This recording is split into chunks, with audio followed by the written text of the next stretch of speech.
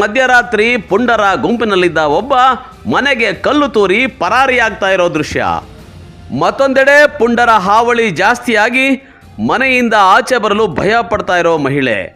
ಈ ಎಲ್ಲ ದೃಶ್ಯಗಳು ಕಂಡು ಬಂದಿದ್ದು ಚಿಕ್ಕಬಳ್ಳಾಪುರ ನಗರದಲ್ಲಿ.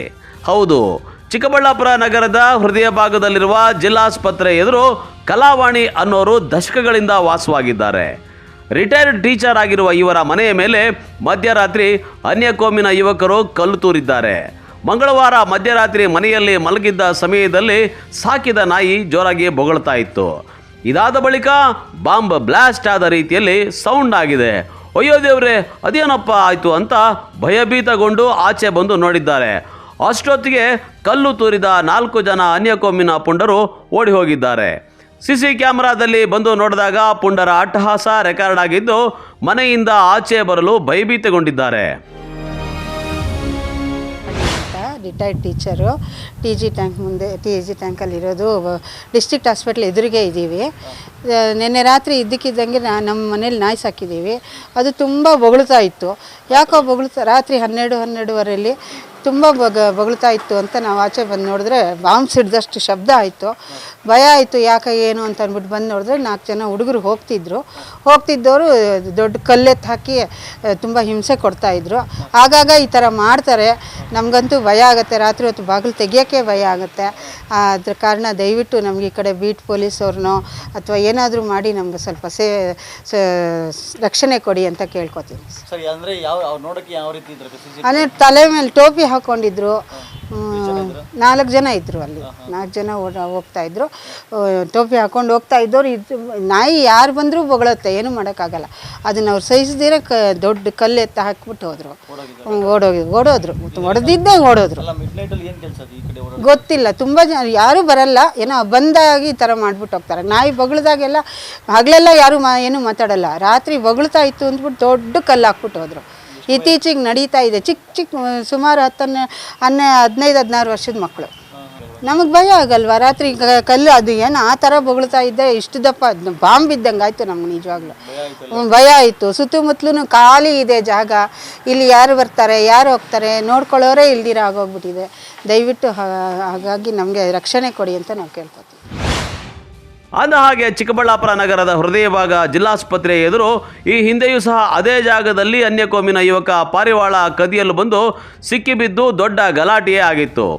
ಇದಾದ ಬಳಿಕ ಅದೇ ಜಾಗದಲ್ಲಿ ಪುಂಡರ ಹಾವಳಿ ಮತ್ತೆ ಮರುಕಳಿಸಿದೆ.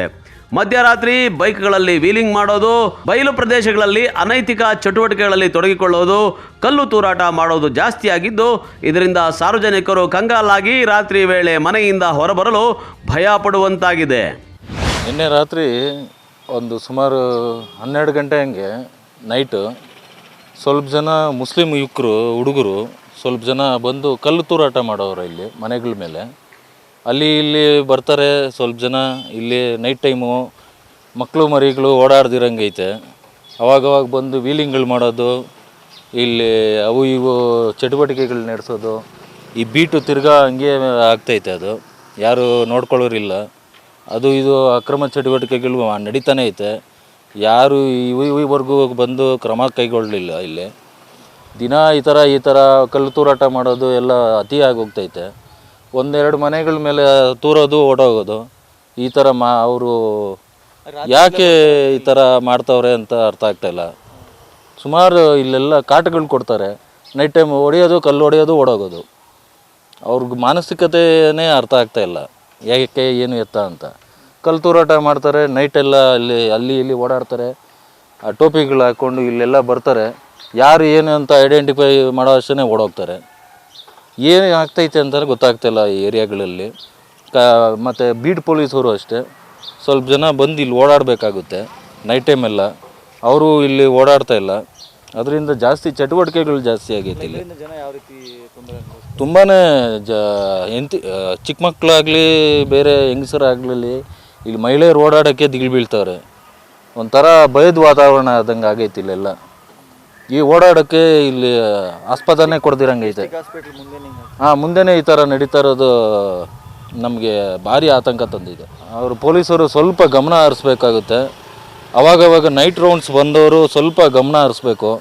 ಸ್ವಲ್ಪ ಆದಷ್ಟು ಒಂದು 2 ಸಲ ಆದರೂ ಓಡಾಡಿದ್ರೆ ಹೆಚ್ಚು ಕಮ್ಮಿ ಅವಾಗಾದರೂ ಅವೇರ್ನೆಸ್ ಆಗುತ್ತೆ ಅನಿಸ್ತದೆ ಇಲ್ಲಿ. ಇಲ್ಲಾಂದರೆ ಜನ ಜಾಸ್ತಿ ಭೀತಿಗೊಳ್ಳುತ್ತಾರೆ. ಒಟ್ಟಾರೆ ಚಿಕ್ಕಬಳ್ಳಾಪುರ ನಗರದಲ್ಲಿ ಶಾಂತಿ ಕಾಪಾಡಬೇಕು.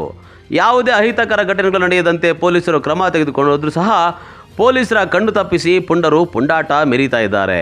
ಇದಕ್ಕೆ ಕಡಿವಾಣ ಹಾಕಬೇಕು ಅಂತ ಸಾರ್ವಜನಿಕರು ಒತ್ತಾಯಿಸಿದ್ದಾರೆ. ಕ್ಯಾಮ್ರಾ ಪರ್ಸನ್ ಪ್ರವೀಣ್ ಜೊತೆ ಕಳವಾರ ಅರುಣ್, MMTV ನ್ಯೂಸ್, ಚಿಕ್ಕಬಳ್ಳಾಪುರ.